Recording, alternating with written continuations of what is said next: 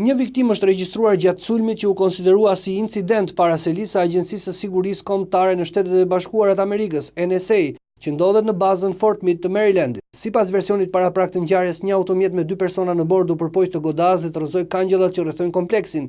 Agjentët e sigurisë kanë reaguar menjëherë duke hapur zjarr dhe një nga agresorët ka humbur jetën, ndërsa një agent mësohet se ka mbetur i plagosur nga sulmi i makinës. Pamjet filmike të hedhura në internet tregojnë disa automjete të dëmtuar jashtë oborrit të selisë së NSA, si dhe një trup të pajet të mbuluar me çarçaf të bardhë. Një nga automjetet i përket policisë, ndërsa tjetri është një forestrat civile. Rreth një javë më parë, pranë selisë së NSA u verifikua një tjetër incident i çuditshëm. Një person që më pas u arrestua qelloi me armë ndaj selisë së shërbimit inteligjent elektronik dhe më pas vuri në shënjestër një automjet që ndodhej aty.